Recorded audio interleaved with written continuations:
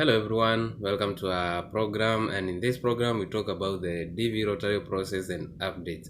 And you can follow us on our page on Facebook, and also you can subscribe to our YouTube channel as you can see on your screen. So to start with, today we are going to talk about a video of the documents required by the KCC, that is the department that devised the DS260. So guys, you people have been asking about the documents in which they are requested, and I decided to make a video on highlighting everything or some of the documents that are highly requested by the KCC. That is, they will request this document after a period of time, that is around 1 to 3 months. Around there they will be requesting documents from the winners. So if you are selected and you have failed or you are failing your DS260, but have in mind that sooner enough they will be requesting for your documents, and the documents are as follows. So once you have submitted your DS260, let alone the KCC, that is the department that is involved in revising the form DS260, will be contacting you. Sometimes they do it at generally sending everyone who was selected, or sometimes they follow the case number. But in either way they follow, but you will receive an email from them requesting you to submit some documents, and the email looks like the follow. Okay, from now I'm going to display a sample of an email that you will receive in a future date. That is, in a period of 3 months you'll be receiving this email. So the email will be reading, "Congratulations on your selection for the year 2021 Diversity Visa Program. Please read this email and carefully follow the instructions listed in order to have your application processed as quickly as possible. You should review the list of required documents for processing below and send those to KCC to review as part of your application package, along with completion of your DS260. You will only be scheduled for an interview at overseas consular post after you have completed your DS260 and submitted all your documents required for your case and your visa rank number has become current." Wait a bit, let me explain about that. So by this they mean that once you get this email, you have to submit the documents, and while you submit the documents, you are actually submitting after you have submitted the DS260.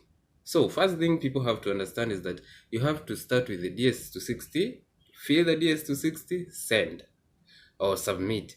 Once they receive the DS260, they will give you an auto response message that they have received the DS260 and they are planning or preparing to process it. Then after days or months, actually it depends with your maybe case number, or it depends with them. So after some times, roughly 2 to 3 months, they will be sending you this email, and this email is to confirm, okay, they are requesting for documents, and you can hear they are saying this is after completing the DS260. So, and they go ahead and say that you will only be scheduled for an interview in an overseas, that is in the nearest US embassy in your country, if you only have completed the DS260 and you have filed it and sent it, and also you have submitted all the documents required, not some, all the documents required for your case, so that your visa can be scheduled. And at the same time, it does not mean that when you submit the DS260 and you submit all the documents that you will just receive your interview. No, you have to wait for your case number to be current. I'll be talking about that issue about case number being current. It involves some ideas about visa bulleting, and I'll make more videos about that, and I hope you guys will understand. So we are clear up to that point. You have to submit the DS260 first. Later in the long run, they will send you this email. Then on that email, they request the number of documents. They will highlight it for you. Then after you get all of them, not some, all of them, when you get them, they show you how to arrange them and to name them. Then after you send to them, they will send you an automatic response that they have received the documents, and after that you have to wait your case number to be current so that you can be scheduled for an interview. Actually, they are the one who will still contact you for the appointment of the interview. So let's continue with our email. Okay, all documents should be submitted as attached to your email to ensure they are properly received. We ask that you use the following method to name and attach your files. So this is the format in which you have to send the forms. Okay, you have to start with your case number. That is, on the email that you will be submitting the documents, you have to, on each document, you have to start with the name. Okay, you have to start with your case number. That is 2021 AF or AS. It depends with your region. And whole of the case number. But you have, of course, you have to be, okay, the three zeros, you must include them in this case. So, for example, it might be, for example, in Africa, you can check 2021 AF 000, then your case number. Then followed by your full name. That is simple. Then then you scan the document, and actually then you put the name of the document and the head. So it starts with the case number, then full name, then the document, then you put the name. So it's simple: case number, name, and the name of the document. So please don't forget. And as you can see, there is an example here. You see, this was for 2020 case, okay, program, and it reads 2020 AF. That was for Africa 938,658. The guy's name was John. Then you have to indicate is a passport. You know, if it's a passport they're asking for, you have to show that it's a passport. And then you must send it in either PDF, PJN, or other formats. They will always give you the formats in which you have to send. Then in case it was a birth certificate, the same. You repeat the case number, then the name, and the name of the document. I hope you are clear up to that point. Then we continue. Use your case number as the subject of the email. So when you are writing your email, on the subject area, use the case number. You know, that is your case number 2021 AF or AS. It depends with your region. So the case number will be the subject of the email. Let's continue. The maximum email size is 30 MBs. If the total size of your attachment is larger than 30 MBs, send multiple emails using your case number as the subject in each email. Please send your documents for KCC review only after you have corrected all of the required documents for yourself and all accompanying family members. Send the documents only to the kccdvdocuments.at-state.gov email address. So by this it means that all the emails, you know, it depends with some people who have some maybe beneficiary children and spouse, or that they might be having a lot of documents. You know, for each you have to get all the documents for each person who will be accompanying you to the United States. So in case, you know, you may be having a file of documents that exceeds 30 MB, so you can't send one email for all those documents. Make sure each email you send the document has has 30 MBs or less. In case you find that they are exceeding the 30 MBs, you can send several emails. There's no problem with that, but make sure that in each email you send, the case number of the applicant is the one as the subject of the email. I hope that's clear. And as you can see, the email in which you have to send or submit the documents to is provided: kccdvdocuments@state.gov. That is the email. And I hope up to that we are also clear. Let's continue. Documents photographed or scanned with a mobile phone are accepted, but every document must be fully readable. Illegible or incomplete document must be resubmitted and will delay the processing of your case. Very simple. They stated well that documents photograph, you know, you can take a photo of a document, that is maybe a passport. You can take a photo or scan it, you know, using a mobile. Nowadays they are scanning apps on our mobile phones. You can use the app, there's no problem, it's accepted. But make sure the document is eligible, that is, it's original, it's not fake or something. Make sure it's a real document and it's okay. And they go ahead and say that eligible, that's maybe sort of fake documents or something like that. They will deny them and they will ask you to resubmit the original ones again. And in this, that process of revising, then they find is not valid, and then they send you to resend again. You are wasting time and you are delaying the processing of your case, and you might end up being interviewed on a later date. And of course, nobody wants that. Everyone wants an interview earliest as possible. So let's continue. All documents not in English or in the official language of the country in which the applicant for a visa is being made must be accompanied by certified translations. The translations must include a statement signed by the translator that states that the translation is accurate and the translator is competent or to translate. Okay, this is very simple. If you are like a country like the Qatar, some Arabic countries, okay, or any countries that speak other language apart from English. It might be Chinese, Indian, Arabic, all those all different languages. If at all your documents, like maybe the police clearance certificate is written in Arabic, another language different from English, you must make sure to attach a copy of a translation to English. In case it's Arabic, then go and make a translation of the same document. So you have to send the two of them, the Arabic and the copy. Make a translation of the original copy to English, and once you do that, you must attach some signed papers that explain that whoever did the translation is a certified translator.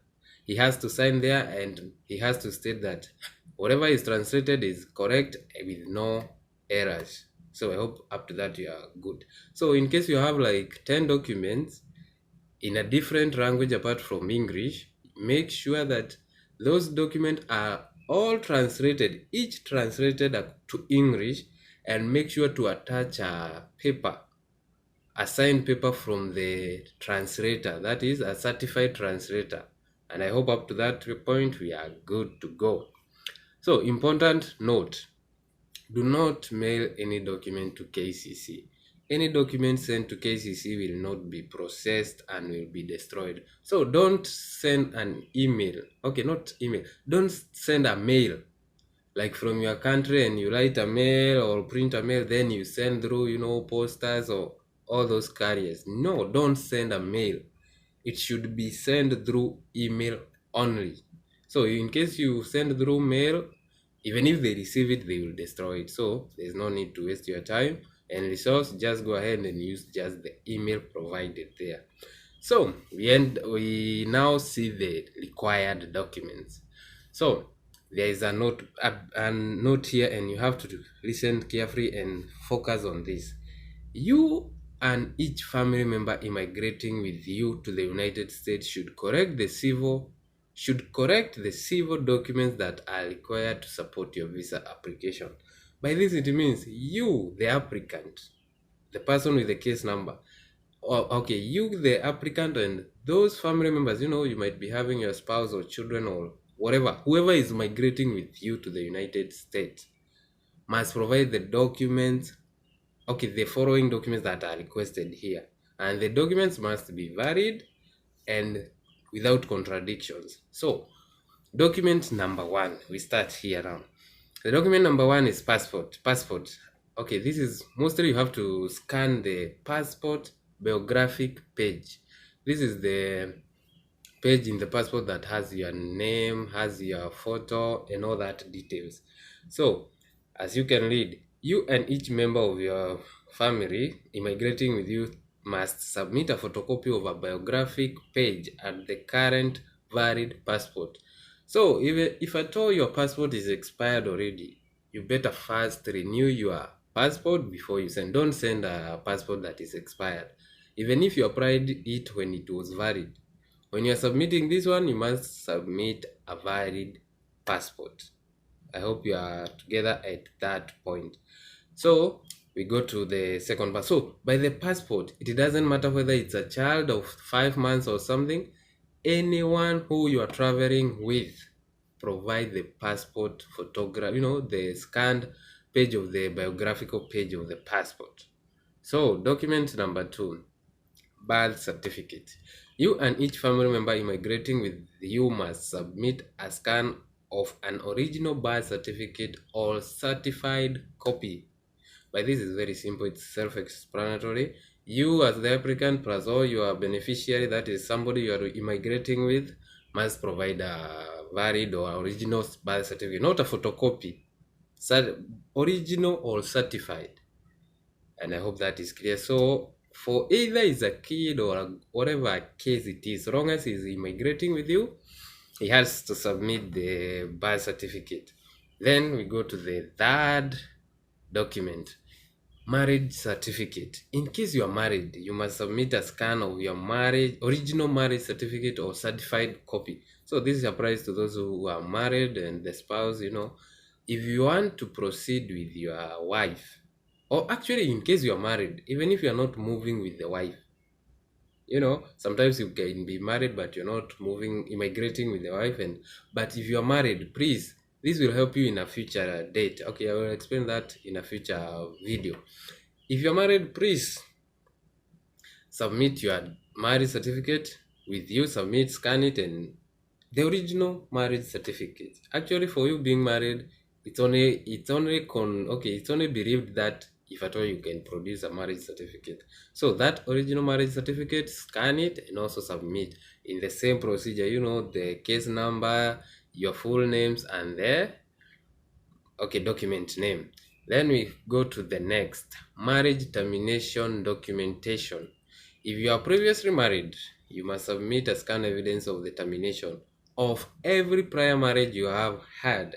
Your scanned evidence must be of an original or certified copy of one of your following documents: final legal divorce decree, death certificate, or annual papers. Okay, but this is very simple. If in case you are married before, of course you had, you see, in case you are married before, of course it's either you went through a divorce or maybe your spouse passed away or something. So in case that happens, like let's say you got a divorce, or let's give a scenario where you are married like 3 times. For those 3 marriages, you must provide a termination for each. And in case it is a death or something, you have to provide a death certificate and all that, something that is supporting your statement. Okay, the next document is about the military records. I know many of people don't apply on this, but in case you ever served in the military of any country, you must submit a scanned copy of your military record. In case in your country, or you have ever been to another country, and in case you have been in military, you have to submit a copy of your military record. Next one is the police certificate. This one is a broad topic, and I'll try to my level best to explain about it. So police certificates, if you are 16 years of age or older, you must submit a scanned copy of a police certificate from all the countries you have lived in using the following criteria. It's very simple. You see, if you are 16 years of age or older, so if you are below 16, you don't apply on the police certificate. So we start with it. So the first criteria is about, if you are 16 years or older and you lived in a country of nationality for more than 6 months, that country you are born in and all that, if you lived over 6 months at any time in your life, then you must provide, or you must submit you must provide the police certificate for that specific country.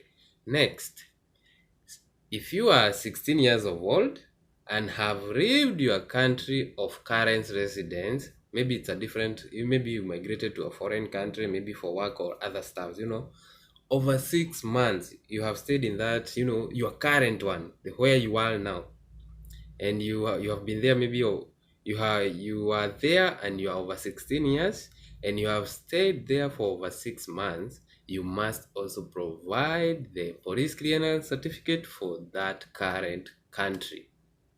We proceed to the next one. If you have ever lived in another country for 12 months or more and you are 16 years of old and above, like, okay, let's say this is a scenario where you might be have gone for a foreign country and you live, okay, you are over 16 years when you went, and you have stayed over 12 months in that country. I hope that is clear. Then you must also provide a police clearance certificate for that country. So if you have been going to many foreign countries and staying over 12 months in those countries, when you are at the age of 16 and above, you still have to provide police certificate for those countries, all of them. Whether it's 2, 3, 4, each of them you have to get a police certificate and submit.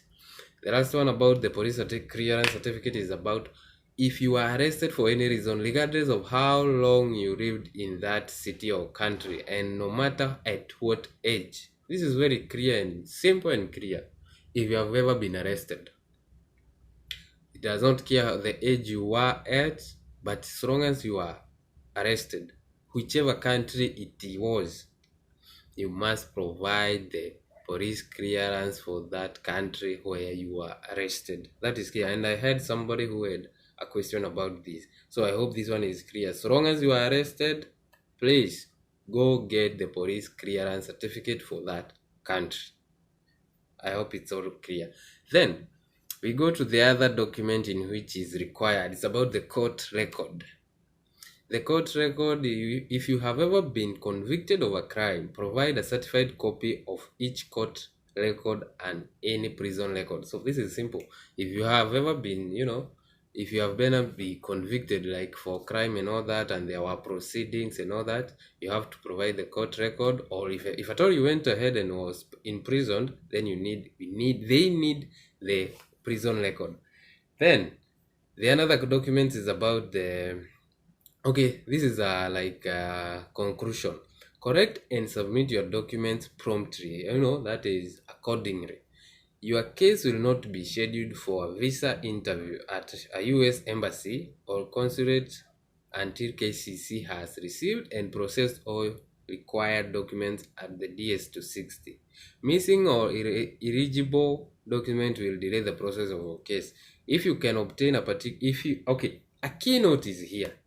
If you cannot obtain a particular document, send an explanation of why you cannot obtain the document as an attachment in the format of JPEG or PDF format to this KCC DV document at stated.gov. That is the same email address in which you submit the document. So, okay, with your case number in the subject line, diversity visa are numerically limited, and that's another statement. So, in case, let me explain about this.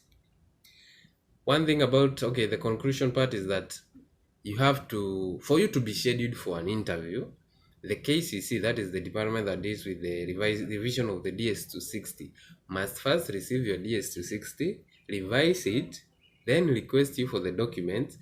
For you have to submit those documents.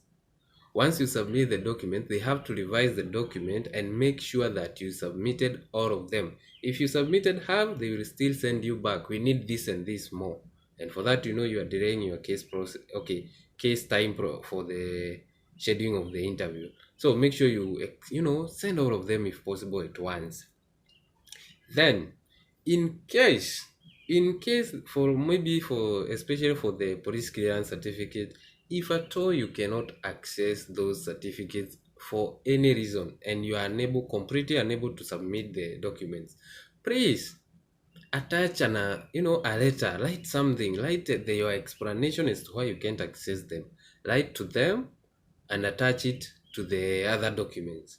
So you should attach the letter that explains why you are unable to provide a specific document. And with that, they will read it and they will just understand maybe, and if they don't accept it, they will still insist that you has to get it. So guys, make sure that you search or correct your document as early as possible so that you can avoid delays and many other obstacles on your way.